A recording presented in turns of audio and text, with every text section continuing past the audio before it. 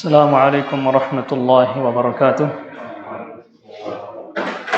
Innal hamdalillah nahmaduhu wa nasta'inuhu wa nastaghfiruh wa na'udzu billahi min shururi anfusina wa min sayyiati a'malina.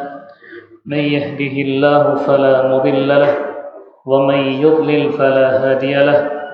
Ashhadu an la ilaha illallah wahdahu la syarika lahu وأشهد أن محمدا عبده ورسوله.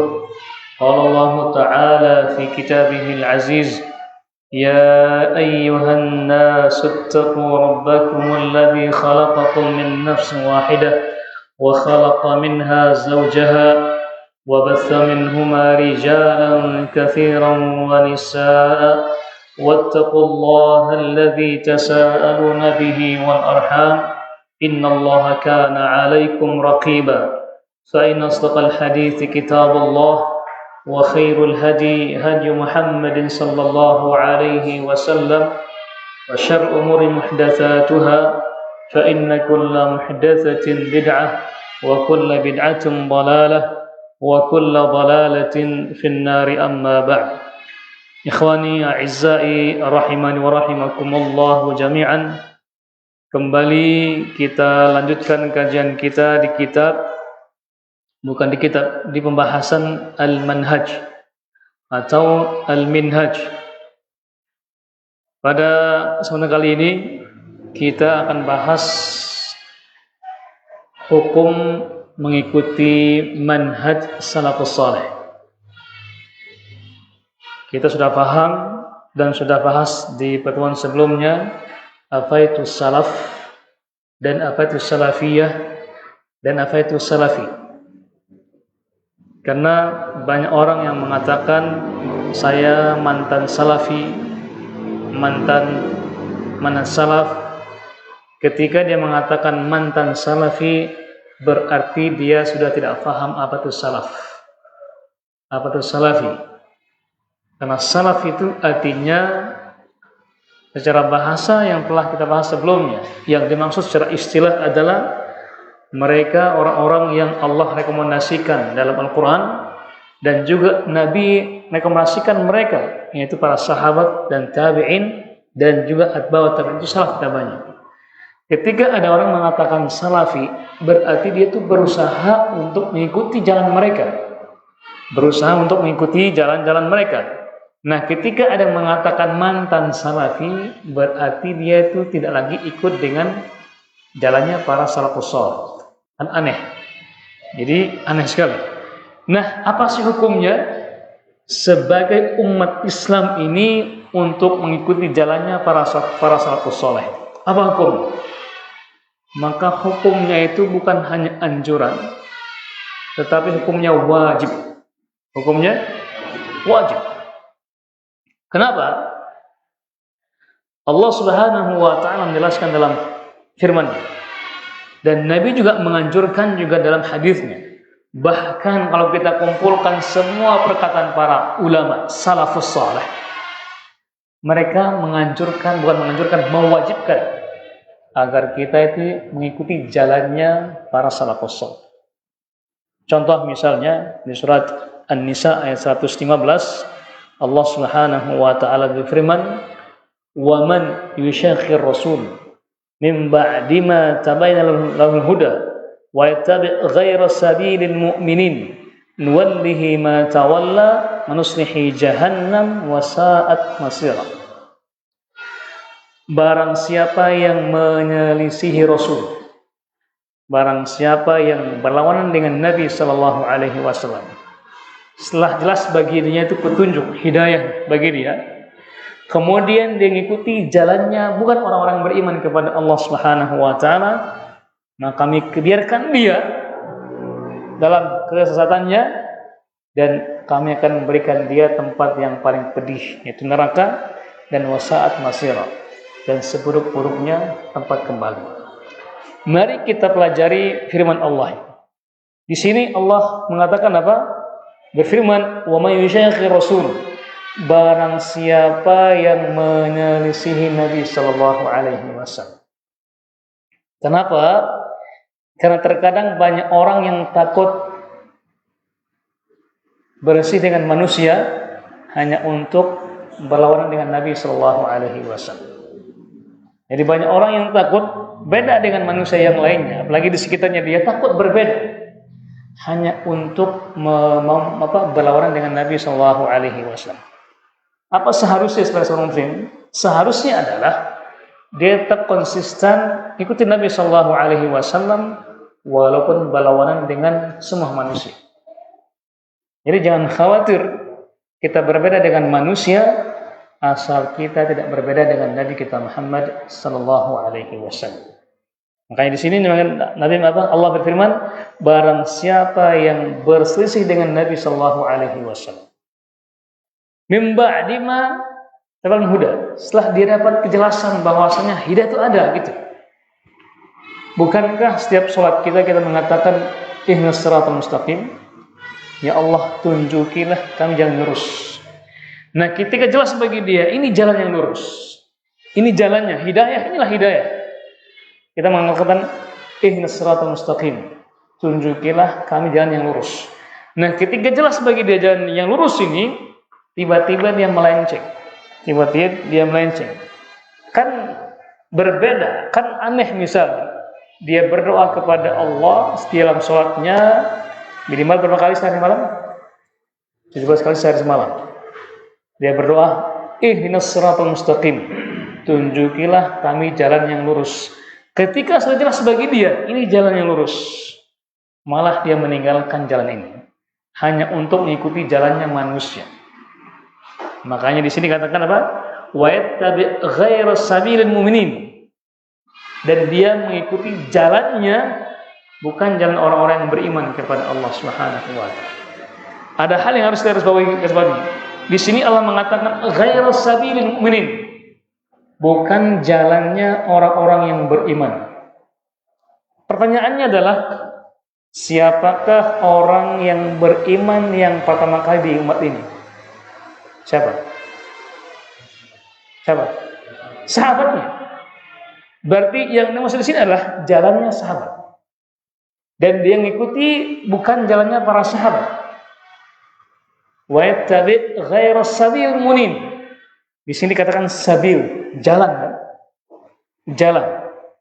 Kalau kita bicarakan masalah jalan, kalau antum jalan dari Slok ini sampai ke Lombok, ada nggak rambu-rambu yang harus antum ikuti? Ada kan? Ada nggak?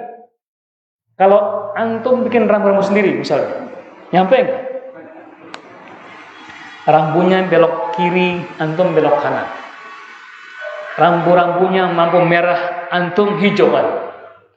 Atau antum mengatakan, oh saya nggak mau dengan rambu-rambu ini, saya bikin rambu-rambu sendiri misalnya, nyampe nggak? Nggak nyampe. Makanya bisa mengatakan sabilil mu'minin, jalannya orang-orang beriman, berarti kita harus terima. Makanya Islam itu pasrah, bukan pasrah, berserah diri. As-sam'u wa ta'ah, mendengar dan mentaatinya.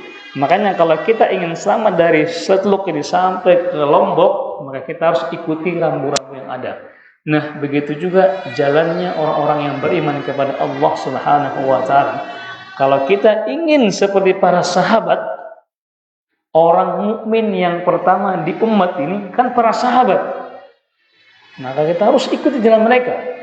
Namun ketika wa yattabi' ghairas sabilil mu'minin, dan ketika dia mengikuti jalannya bukan jalannya orang-orang yang beriman, yang pertama itu para sahabat, itu salafus saleh, nuwallihi ma tawalla, maka kami akan biarkan mereka. Semakin dia berpaling, maka semakin dia menjadi-jadi. Makanya semakin jauh langkahnya itu, maka semakin sesat dia. dan semakin bangga dengan kesesatannya. Semakin bangga dengan kesesatannya. Kalau yang masih baru-baru itu masih kita bisa ajak komunikasi. Namun ketika sudah levelnya sudah wali itu sudah hilang kewarasannya. Sudah hilang kewarasannya. Makanya walinya itu gila. Wali itu rata-rata orang-orang gila. Ya. Kenapa? Karena semakin jauh semakin stres dia.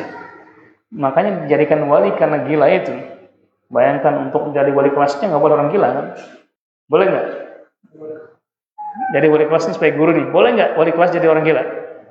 Nggak boleh ya? Apalagi jadi walinya Allah Subhanahu Wa Taala. Makanya Allah mengatakan walihi ma tawalla, kalian terus palingkan dia sampai dia jauh, sampai dia masuk ke nerakanya Allah Subhanahu Wa Taala, nuslihi jahannam, dan kami berikan dia tempat yang paling sengsara, jahannam, wasa'at masira, dan seburuk-buruk tempat kembali. Na'udzubillah, thumma na'udzubillah min dzalik. Al-Imam Ibnu Katsir rahimahullah taala ketika menafsirkan ayat ini, kata yang pertama, yang kedua, yang ketiga, satu semuanya. Allah mengatakan apa? Wa man usyaikir rasul, barang siapa yang menyelisihi nabi atau rasul. Kemudian mim ba'di ma huda wa yattabi' ghasal munin. Jadi ngikuti jalannya bukan orang beriman itu sama ketika mereka itu berlawanan dengan tuntunan Nabi Muhammad sallallahu alaihi wasallam. Satu sifat, satu pekerjaan, satu selera, satu frekuensi. Kan jelas ketika orang yang tidak mau ikut Nabi SAW, maka otomatis mereka juga tidak mau ikutnya jalannya para salafus saleh. Jelas itu, jelas. Kenapa? Karena haram hukumnya ketika bagi seorang muslim dan mukmin itu jelas bagi dia sunnatullah, hadisnya ada, firmannya jelas. Kemudian dia berpaling hanya mengikuti pendapatnya manusia. Kata Imam Malik rahimahullahu taala, apa kata beliau?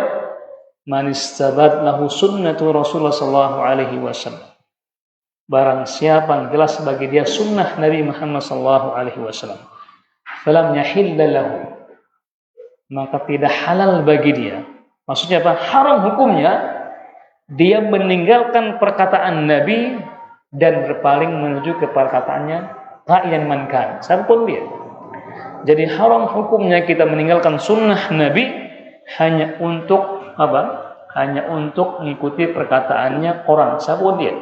Walaupun dia kiai, tuan guru, ustaz, ulama, apapun itu, kalau berlawanan dengan sunnah Nabi kita Muhammad sallallahu alaihi wasallam, maka haram hukumnya untuk diikuti.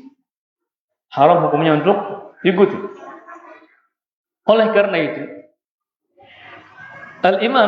bukan imam, di ayat yang lainnya juga Allah Subhanahu wa taala berfirman, "Was-sabiqunal awwaluna minal muhajirin wal ansar walladzina ittaba'uhum bi ihsan radhiyallahu anhum wa radu anhu wa 'adda lahum jannatin tajri min tahtiha al-anhar khalidina fiha abada dzalikal fawzul 'adzim." Di surat At-Taubah ayat 100 Allah berfirman, dan orang-orang yang sudah terdahulu, as-sabiqunal awwalun. Siapa mereka itu? Dua, al-muhajirun dan juga al-ansar.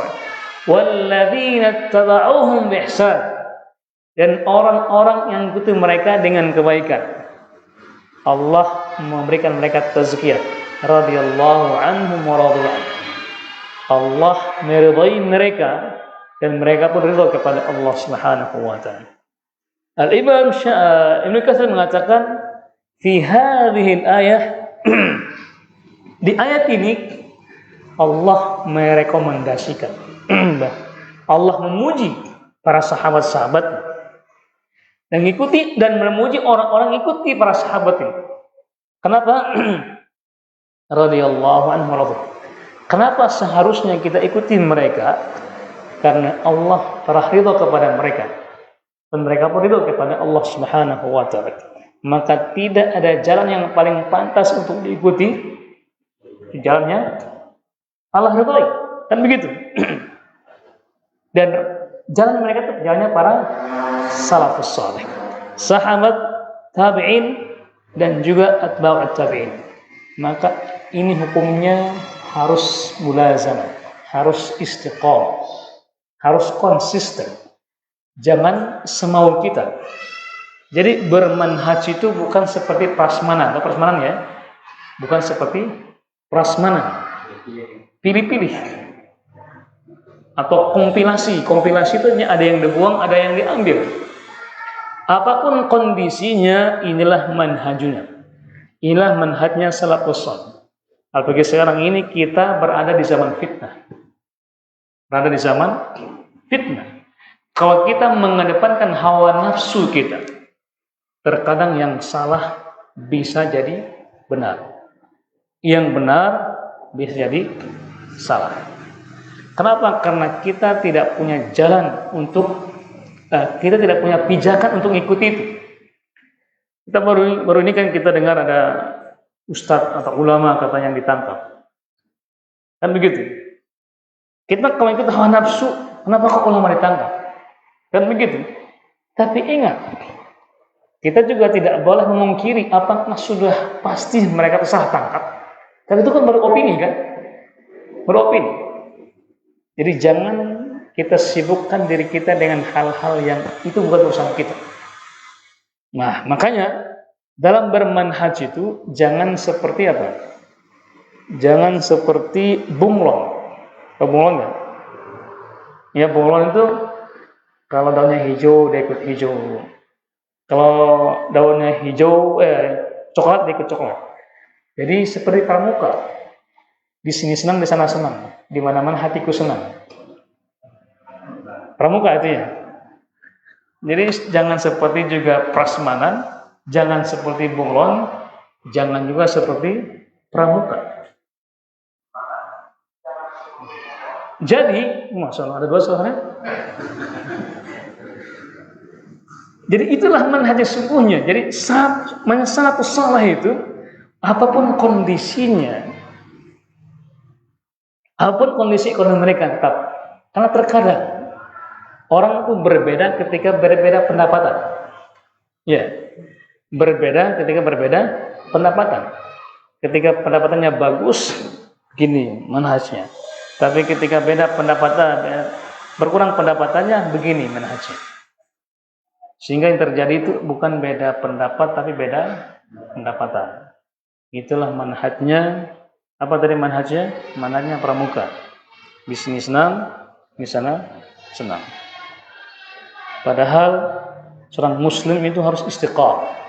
Itu yang paling mahal, istiqamah. Istiqamah konsisten dalam kondisi apapun itu. Mau dia miskin, kaya, sedih, senang, dia konsisten. Itulah manhaj yang benar. Kemudian yang berikutnya, dalil tentang wajibnya kita mengikuti manhaj salaf ini dari sunnah Nabi kita Muhammad sallallahu alaihi wasallam. Jelas di hadis yang sering kita baca, di hadis Imam Ahmad dan juga Imam Muslim, Rasulullah sallallahu alaihi wasallam bersabda, "Khairun nas qarni, thumma alladziina yalunahum, thumma alladziina yalunahum." Sebaik-baik masa adalah masaku. Kemudian masa setelahku dan setelahnya lagi. Di sini riwayat yang sahih itu tiga masa. Masaku, setelahnya dan setelahnya lagi. Kalau kita tarik lagi, masaku itu maksudnya sahabat Nabi Shallallahu Alaihi Wasallam, dan setelahnya masanya tabi'in. Yang ketiga apa? Tabi'ut tabi'in. Itulah sebaik-baik masa. Nah, sebagai orang yang datang setelah itu, kalau kita diperintahkan untuk ikuti mereka, masa siapa yang harus kita ikuti? Masa yang terbaik kan? Berarti masanya sahabat, tabi'in, dan juga atba'ut tabi'in. Itulah masa-masa yang Nabi Shallallahu Alaihi Wasallam rekomendasikan kepada mereka. Kenapa? Mereka lah orang yang pertama kali mendengarkan langsung dari Nabi Shallallahu Alaihi Wasallam firman Allah dan juga hadis Nabi Shallallahu Alaihi Wasallam. Sehingga ketika ayat turun mereka tahu bagaimana asbabun nuzulnya, ketika Nabi bersabda tahu apa asbabul wurudnya. Mereka paham. Dan jadi kalau kita ingin selamat dari pemahaman agama ini, kembalikan pemahaman kita bagaimana para salafus saleh ini memahami agama ini. Dan juga hadis yang lainnya dari hadis Irbad bin Sariyah radhiyallahu anhu, bahwasanya Nabi sallallahu alaihi wasallam pernah suatu ketika memberikan wasiat kepada sahabat-sahabat. Sahabat ini Irbad bin Sariyah langsung terharu dengan khutbah Nabi sallallahu alaihi wasallam. Apa kata beliau? Ka'annaha mau'idun wadi'in. Ya Rasulullah, ini seakan-akan apa? Seakan-akan khutbah ini atau nasihat ini khutbah yang terakhir dari Nabi sallallahu alaihi wasallam. Kenapa? Karena khutbah itu membuat hati kami ini terharu. Bahkan mata kami juga berlinang air mata kami.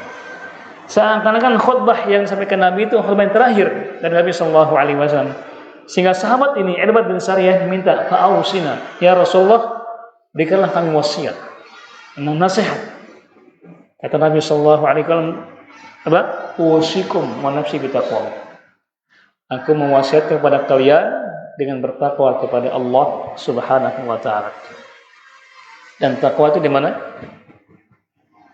Di hati. Nabi ketika memberikan wejangan-wejangan, selalu fokus kepada apa? Jiwa, bukan kepada fisik. Bukan kepada fisik. Dalam diri kita ini kan ada dua hal. Ada jasmani dan ada rohani. Ada jiwa dan ada raga. Nah, kebanyakan dari manusia hanya mementingkan raganya saja. Olahraga, kan gitu kan? Agar raganya sehat. Dia bekerja untuk makan dan minum, untuk raganya. Kemudian ketika dia lapar, dia segera makan. Ketika dia haus, dia segera minum. Itu semua untuk raganya. Ketika dia beli pakaian, kan untuk raganya. Tapi dia melupakan ada hal yang harus dia isi sebenarnya. Apa itu? Jiwanya. Nah, terkadang manusia suka lupa dengan kondisi jiwanya itu. Lupa dengan kondisi jiwanya. Bahkan dia melalaikan kondisi jiwanya itu. Dia mengabaikan jiwanya. Padahal mungkin jiwanya lebih lapar daripada perutnya. Mungkin jiwanya lebih dahaga daripada kerongkongannya itu. Bukankah ketika manusia tidak makan sehari semalam dia lemas kan? Nah, bagaimana kalau jiwanya tidak pernah dikasih makan? Makanya banyak kita kaum muslimin sekarang ini fisiknya sehat, tapi jiwanya sakit. Fisiknya sehat, tapi jiwanya sakit. Apa buktinya? Ada orang yang mampu bekerja siang malam lembur, ketika adzan dikumandangkan, dia tidak mampu melangkahkan kakinya ke masjid. Kenapa? Karena bukan sakit fisiknya, tapi sakit jiwanya. Kenapa? Karena dia tidak memberikan nutrisi kepada jiwanya itu. Padahal di surat Asy-Syams, Allah Subhanahu wa taala bersumpah dengan makhluk-makhluknya. Di antaranya apa? Wa nafsin wa ma sawwaha. Dan demi jiwa-jiwa yang Allah sempurnakan jiwa itu. Kata Al-Imam Ibnu Katsir dalam tafsirnya, setiap yang bernyawa. Allah bersumpah dengan setiap yang bernyawa, termasuk juga makhluk yang lainnya. Masuk juga binatang-binatang, tapi yang ditekan di sini adalah manusia. Wa nafsin wa ma sawwaha, dan demi jiwa yang Allah telah sempurnakan penciptaannya. Apa setelah itu? Fa alhamaha fujuraha wa taqwaha. Allah pun menghilangkan kepada jiwa itu kefajiran dan ketakwaan. Dalam jiwa kita ini ada yang bermaksiat, ada pula yang bertakwa. Makanya tadi takwa. Di sini Nabi mengatakan ittaqullah, bertakwalah kepada Allah Subhanahu wa taala. Nah, kalau ada orang yang bertakwa kepada Allah atau kebalikannya ada orang yang bermaksiat kepada Allah, maka apa akibat setelahnya itu? Qad aflaha man zakkaha wa qad khaba man dassaha. Maka sungguh bahagia orang yang senantiasa membersihkan jiwanya, memperhatikan jiwanya, membersihkan jiwanya, memberikan manfaat kepada jiwanya. memberikan nutrisi kepada jiwanya, memperhatikan jiwanya, maka dia akan bahagia di hatinya itu. Wa qad khaba man dassaha. Dan kebalikannya apa?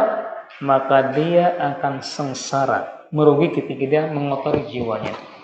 Nah, mari kita periksa jiwa kita ini apakah sedang sakit ataukah sedang sehat. Buktinya, buktikan dengan panggilan Allah Subhanahu wa taala. Nah, di sini pesan Nabi kita apa? Usyukum bitaqwallah. Aku mewasiatkan kepada kalian dengan takwa kepada Allah Subhanahu wa taala. Was-sam'u wa ta'ah wa in ta'ammara 'alaikum 'abdun. Dan apa? Dengar dan taat, yang walaupun yang jadi pemimpin itu siapa? Seorang budak. Ini menunjukkan bahwa kondisi pemimpin yang sangat-sangat parah sudah. Pemimpin yang begitu rusak sudah, sampai budak pun kita harus ikuti. Apalagi sekarang masih bukan budak, masih bebas, mahasiswa, maka kewajiban kita lebih daripada itu. Pemimpinnya saja yang masih budak, kita harus mendengar dan taat. Itulah manhaj salafus saleh. Dengar apa kepada pemimpin. Kenapa? Nabi memberikan wanti-wanti, wa innahu man ya'ish minkum. Nanti siapa saya yang nanti hidup setelahku, kata Nabi SAW, fasayara ikhtilafan katsira. Maka kalian akan melihat perpecahan yang begitu banyak. Perbedaan pendapat, perbedaan pendapatan, kalau mungkin bisa ditambahkan, perpecahan umat ini sangat banyak sekali. Fa'alaikum, apa pesan Nabi? Alaikum bisunnati wa sunnatil khulafa'ir rasyidin. Maka pegang teguhlah sunnahku dan sunnah para khulafa ar-rasyidun. Khulafa ar-rasyidun ini artinya para sahabat. Sunnahnya para sahabat. Dan Nabi mengatakan apa? 'Addu 'alaiha, maka gigitlah sunnahku itu. Dengan apa? Dengan geraham. Apapun kondisi. Apapun kondisinya. Jangan berpaling hanya karena kemauan manusia. Jangan berpaling hanya kondisi manusia. Tetaplah pada kondisi di mana Nabi menyuruh kita untuk memegang itu. Wa iyyakum wa muhdatsatil umur, fa inna kulla bid'atin dhalalah. Kemudian Nabi mengatakan apa? Berhati-hatilah kalian dengan apa? Perkara-perkara yang baru dalam agama. Nabi mengatakan bukan dalam hal dunia, tapi dalam perkara agama. Kalau dalam hal dunia, semua baru wajar. Itu inovasi. Itu namanya inovasi. Tapi kalau bicara masalah agama, agamanya sudah sempurna, maka tidak perlu lagi diperbarui. Kita sering mendengar adanya pembaru Islam, pemikir Islam, kan begitu. Ingat, Islam ini tidak perlu diperbarui, bukan seperti HP yang tiap bulannya di-update ataupun di-upgrade. Bukan seperti status kita yang tiap harinya harus update status kita, tidak. Itu bukan HP, bukan baju, tapi ini akidah sebenarnya, manhaj dan agama. Tidak perlu diperbarui. Kita hanya diperintah untuk ikuti saja. Kenapa? Karena agama ini Allah yang menurunkannya, Nabi yang menjalankannya, maka kita yang harus mengikutinya. Jalannya Allah dan perintah Nabi kita Muhammad sallallahu alaihi wasallam. Maka kalau kita berlawanan atau menyimpang dari rel yang ada, yang usah jauh-jauh antum ketika naik kereta api, ketika pada relnya kan selamat. Kalau menyimpang dari relnya apa terjadi? Jatuh dan tabrakan. Begitu juga dalam beragama ini harus sesuai dengan relnya Allah Subhanahu wa taala. Kemudian yang berikutnya, dalil dari perkataan para salafus salih. Berkata Abdullah bin Mas'ud radhiyallahu anhu, "Ittabi'u wa la tabtadi'u. Faqad kufitum kullu bid'atin dhalalah." Ikutilah dan jangan berbuat hal-hal yang baru. Jangan berbuat atau melaksanakan hal-hal yang berbau bid'ah. Ingat, bid'ah ini istilah agama, bukan istilah yang dibuat oleh kita. Nabi orang yang pertama kali mengatakan kata-kata bid'ah. Tapi kenapa banyak di antara muslimin fobia dengan kata bid'ah itu? Kenapa? Seharusnya kan itu kan istilah yang Nabi sampaikan kepada umat ini agar kita wanti-wanti dengan siapa yang kata haram, halal, haram, halal, kan Nabi yang menggunakan kata-kata itu. Allah yang berfirman. Dan Nabi yang mengatakan, kenapa kita seperti dengan kata-kata bid'ah? Ya, dan sahabat juga mengatakan wala tabtadi'u, dan jangan kalian mengada-ngada dalam urusan agama ini. Yang kita tekankan bukan hal dunia, tapi dalam hal apa? Agama. Kalau antum berinovasi dengan hal dunia, Nabi mengatakan apa? Kuntum a'lamu bi umur dunyakum. Kalian itu lebih paham tentang urusan dunia kalian. Tapi kalau masalah agama, jangan main-main. Kembalikan kepada sunnahku dan sunnahnya khulafa rasyidun. Kenapa? Qad kufitum. Itu sudah cukup sebenarnya.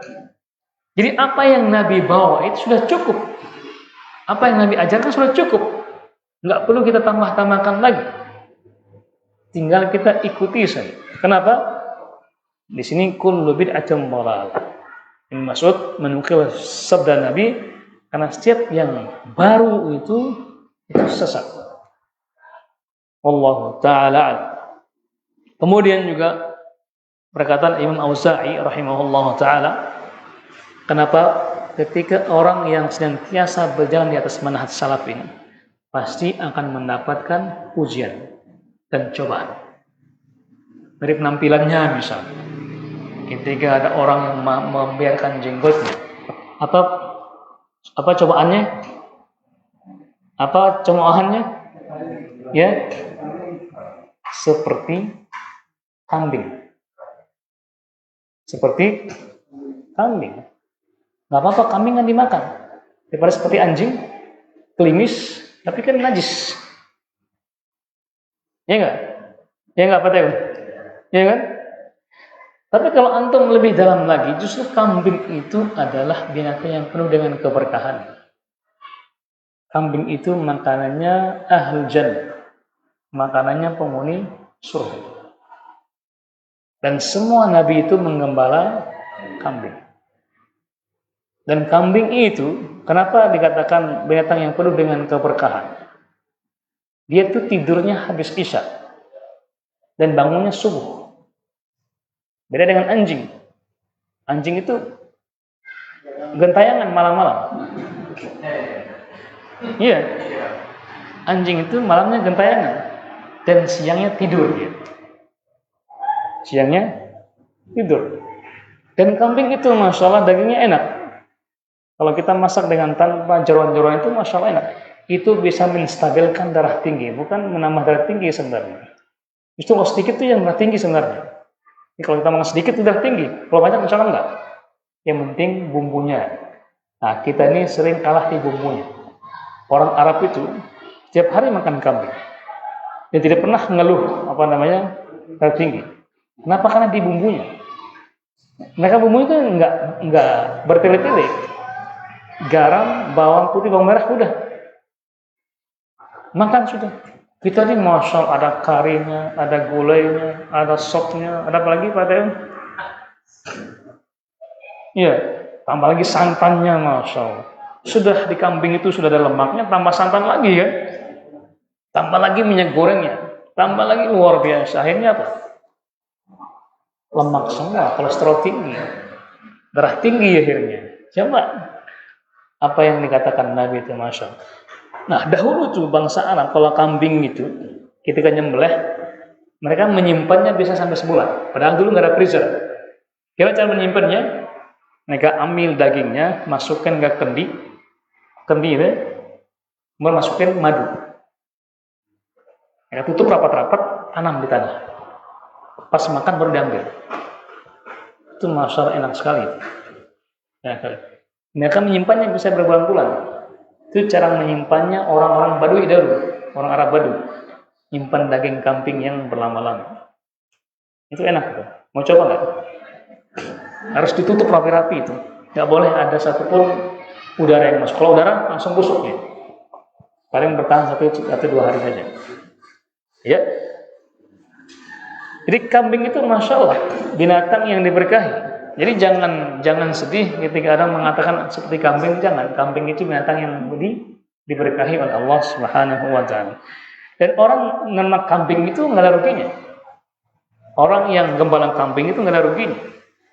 Ketika musim panen kambing, berarti korban, dia untung besar, masya Allah, untung. Ketika nggak laku, nggak ada makanan, tinggal sembelih aja, tinggal makan dagingnya, ya nggak? Nggak ada dagingnya. Makanya Nabi itu nyuruh kita itu menggembala kambing dan juga ternak kambing. Nabi menyuruh kita apa? Ternak kambing. Tidak penuh dengan keberkahan. Dan dia yang akan rugi, pasti untung. Makanya di Simpang Tanu itu ada orang penggembala kambing, bos kambing itu sampai bisa haji hanya gara-gara kambing. Luar biasa. Baik. Dan membantu juga untuk beribadah kepada Allah Subhanahu wa taala. Orang akikah dengan apa? Dengan kambing kan? Orang korban dengan kambing. Dan pasti tiap hari itu pasti yang lahir, betul tidak? Berarti tiap harinya dia butuh kambing kan? Jadi jangan jangan suka menghina penggembala kambing. Justru orang yang paling bahagia sebenarnya dengan penggembala kambing itu. Kalau sapi lama dia. Sapi itu apa? Sapi itu kan 2 tahun sekali, dua kali 6 tahun ya, 6 bulan ya. Itu pun lama lakunya. Tapi kalau kambing itu tiap hari ada laku. Itu buktinya kan soto kambing tiap hari laku. Betul nggak? Nggak pernah nggak habis itu. Tapi laku, itu buktinya. Berarti tiap hari pasti nyari kambing kan? Maka tiap hari pasti ada dapat. Nggak laku pun kita bisa makan dagingnya. Orang punya rumah besar-besar, mungkin belum tentu dia bisa makan kambing tiap hari. Mungkin sakit darah tinggi kan? Di kita masya Allah bisa tiap hari makan kambing. Itu hikmahnya menggembala kambing. Jadi selain dapat pahala, juga dapat fulus. Alhamdulillah. Itu bisnis yang insya Allah paling mudah dijalankan. Jadi kata Nabi SAW, isbir ala sunnah. Jadi bersabarlah dengan sunnah Nabi kita Muhammad SAW.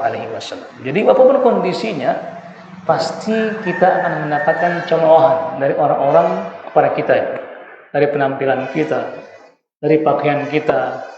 Tadi kan dari jenggot misalnya, kemudian pakai celana cingkrang misalnya, dikira apa? Kebanjiran. Justru sekarang jadi modenya mereka. Coba lihat pakaiannya orang-orang barat itu yang dulu membenci Islam. Gimana sekarang pakaiannya? Cingkrang kan? Jadi mode bagi mereka. Sekarang jenggotan jadi mode. Dia telah main bola itu. Iya.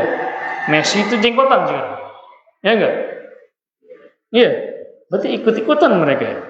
Yang katanya dahulu seperti kambing, malah mereka yang ikut-ikutan dengan mereka. Jadi jangan bersedih. Kemudian waqif haitsu waqafal qaum, dan berhentilah kalau seandainya para sahabat ulama itu berhenti tidak bahas itu. Bahas fitnah misalnya, bahas tentang negara, bahas tentang pemerintah. Banyak orang mengatakan pemerintah kita gini. Pemerintah kita rusak gini. Ingat Nabi SAW mengatakan apa? Idza qala ar-rajulu li muslim, idza qala ar-rajulu ahlakan nas bahwa ahlakuhum atau bahwa ahlakuhum, maka dia yang paling hancur atau dia telah menghancurkan mereka. Paham nggak maksudnya? Paham nggak? Jadi ketika ada yang mengatakan, wah kondisi negara kita gini, hancur gini, kata Nabi, dialah yang menghancurkan negara atau dia yang paling hancur di antara mereka ini. Kenapa? Ketika ada yang mengatakan negara ini hancur misalnya, pemerintah kita gini, menjelekkan keburukan pemerintah misalnya, bisa jadi dia yang menghancurkan negara ini. Kenapa? Dengan menyebarkan hal-hal yang seperti itu, maka akan memunculkan fitnah-fitnah baru, memunculkan pro dan kontra. Nah, dengan demikian, kalau ada pro kontra, maka mereka akan apa? Debat. Nggak puas debat perkataan, debat dengan fisik. Nggak puas dengan fisik, perang-perang. Berarti dia telah sebab menghancurkan negara ini. Atau bahwa ahlakuhum, dia yang hancur. Kenapa? Kenapa tidak mendoakan saja misalnya kan? Kenapa tidak mendoakan saja? Berdoa, ya Allah, bukan Allah Maha mendengar doa hamba-hambanya? Doakan saja. Daripada menyebarkan sesuatu yang belum tentu benar. Jadi itu hawa atau hak. Maka qif haitsu mawaqafal qaum, berhentilah membicarakan sesuatu yang bukan kewajiban kita. Kita sebagai rakyat bicara masalah rakyat. Jangan bicarakan tentang pemerintah. Itu hak kita, kewajiban kita. Kewajiban kita, hak kita minta kepada Allah Subhanahu wa taala. Kemudian waqul bima qalu, dan katakanlah apa yang dikatakan oleh para salafus saleh kita.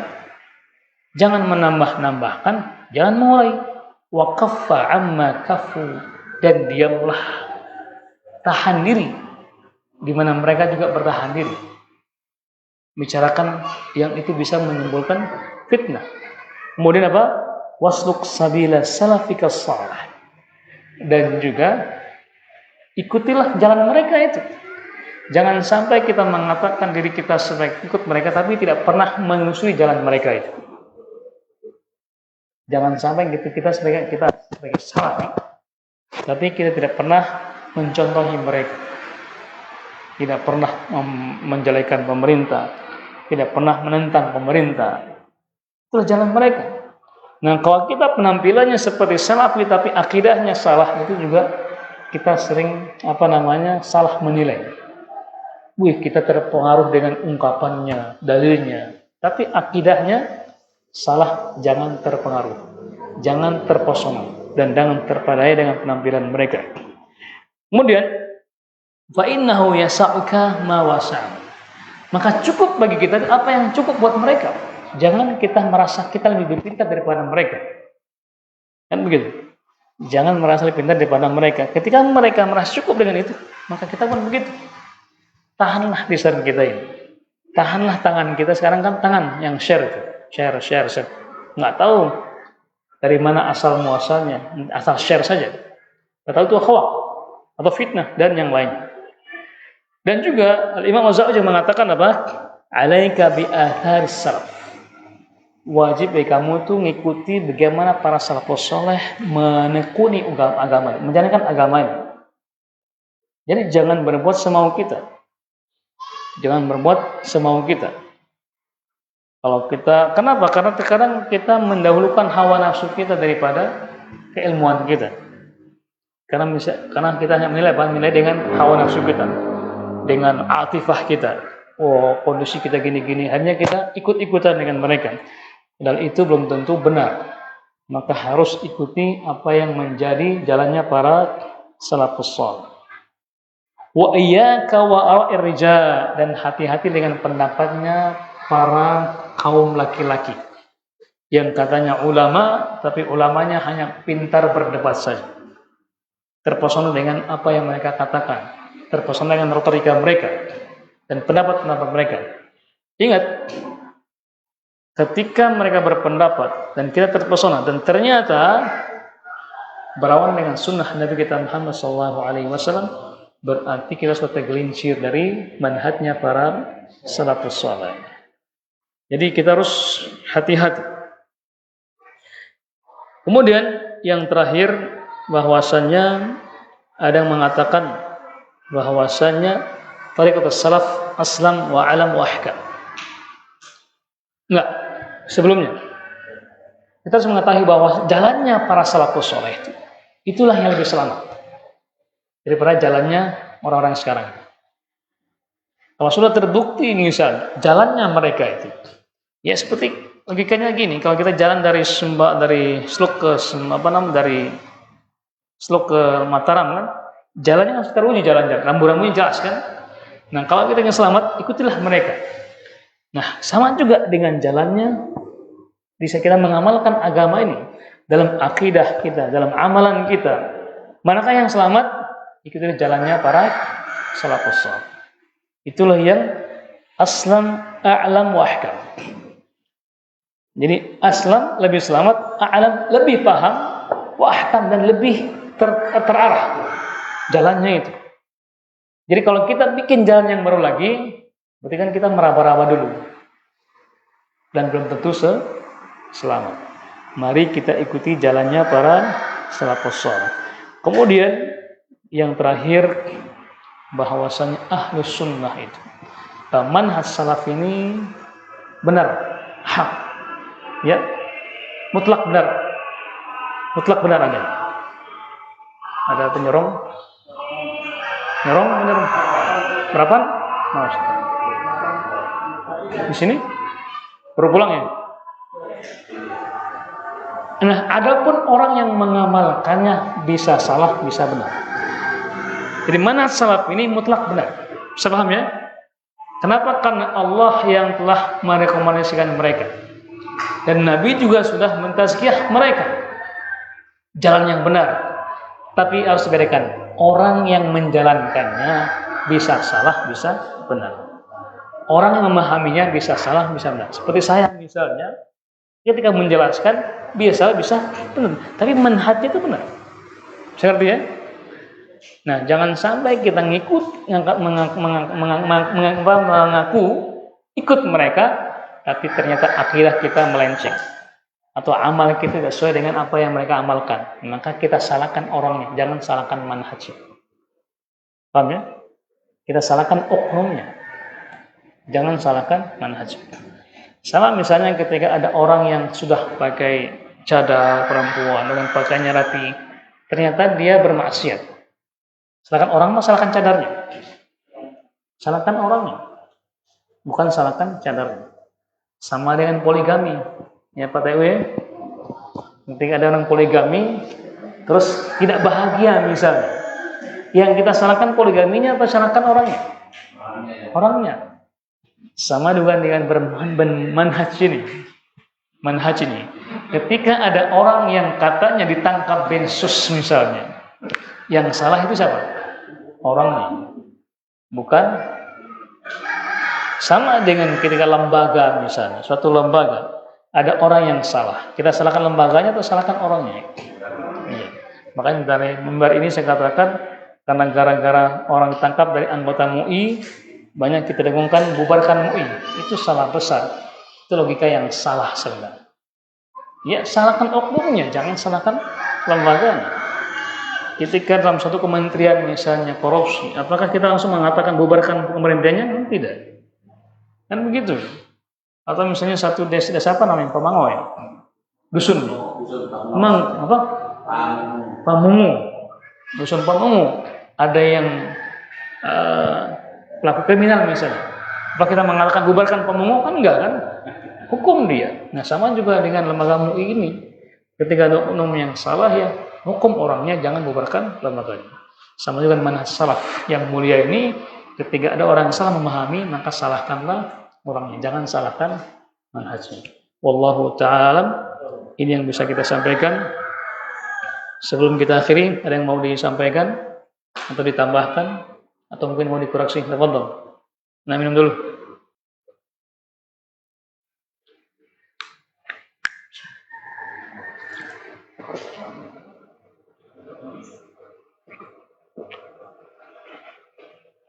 Tafadhol. Yang bertanya? Mana Wahyu tadi itu? Mana Wahyu tadi? Bangunkan dia tuh. Jauh-jauh dari Mapin. Wahyu.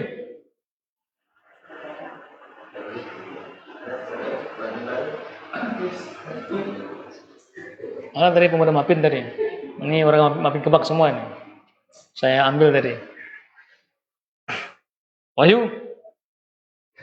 Betul. Betul anaknya. Nah. Bagaimana sikap kita jika ada SG mengatakan bahwa ini orang-orang salaf ini itu kriteria pemerintah, hanya mengikuti pemerintah tanpa memilah ini tantangan. Gimana sikap kita? Ada kata-kata ya. Ya. Sikap kita yang pertama diam saja. Diam. Karena kalau kita bantah, bantahan kita nggak pernah mempan bagi mereka. Kenapa? Sikap kita diam dengan fitnah itu lebih selamat daripada kita berbicara. Karena fitnah itu biasanya terkadang kita itu orang yang duduk lebih selamat daripada yang berjalan. Orang yang diam lebih selamat daripada orang yang berbicara. Maka kita diam saja. Kenapa? Karena hadisnya jelas di kitab Sahih Muslim. Kitab Sahih Muslim. Al-Imam Muslim itu membuat sebuah, dalam kitab itu ada namanya Kitab Al-Imarah. Kitab menjelaskan tentang kepemimpinan. Di situ Imam Muslim menukil hadis Nabi sallallahu alaihi wasallam, hadis yang berbunyi, sayati 'alana zaman, nanti akan tiba masanya di zaman manusia akan datang a'immatun, sayati 'alana a'immatun la yastannuna bi sunnati wa la yahtaduna bi hudaya, di mana akan datang pemimpin-pemimpin yang mereka tidak melaksanakan sunnahku dan tidak menjalankan hidayah-hidayahku atau petunjuk-petunjukku.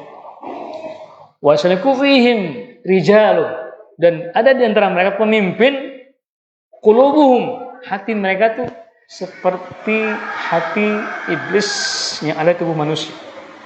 Mereka berhati iblis yang ada di tubuh manusia. Kata sahabat Hudzaifah bin Yaman yang bertanya tentang hal ini, bagaimana sikap kita? Apa kata Nabi? Isma' wa'ati. Diam, dengarlah dan taatlah.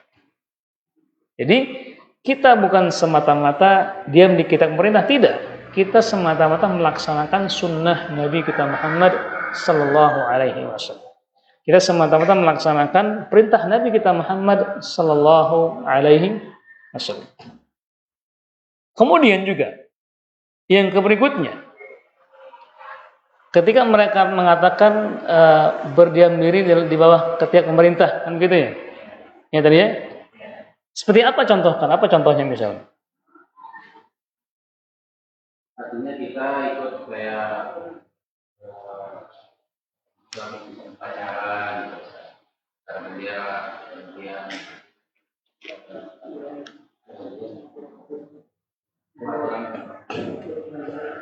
loblos dan pemilu bisa. Gitu. Mereka itu apa namanya, kan anti mereka yang seperti itu, dan kita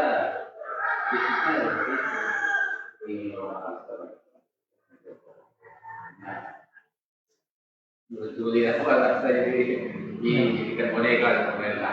Masya Allah. Jelas arahnya. Ya, dalam hal ini juga Nabi sudah memberikan barometer, memberikan batasan-batasan.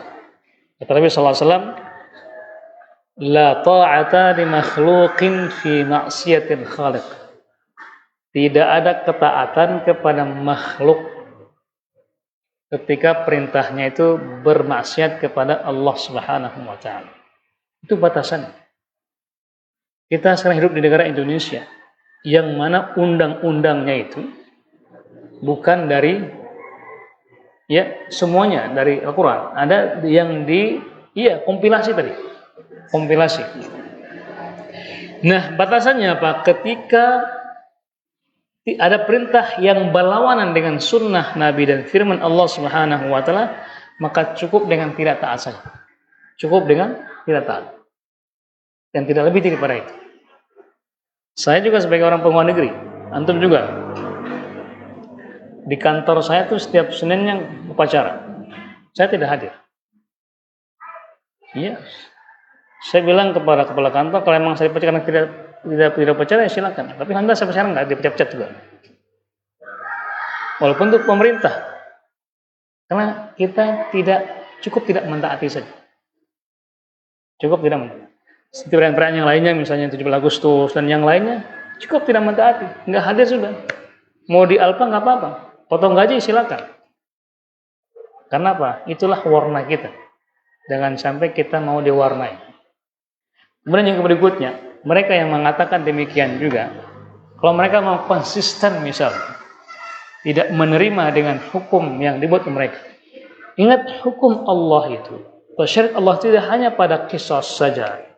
Tidak banyak undang-undang saja. Salat juga hukum Allah. Ya. Dan yang lain hukum Allah Subhanahu wa taala. Dan alhamdulillah negeri ini diterapkan. dan tidak ada larangan orang yang melaksanakan sholat. Masih ditegakkan, masih diterapkan, masih ditegakkan, masih diterapkan. Dan masih kita bebas kajian seperti ini, masih kita bebas sholat di mana saja. Alhamdulillah, ini nikmat yang luar biasa yang Allah berikan kepada kita. Yang mungkin kalau kita bandingkan dengan negara-negara Suriah misalnya, Yaman, itu mereka makan sampingnya ada bom.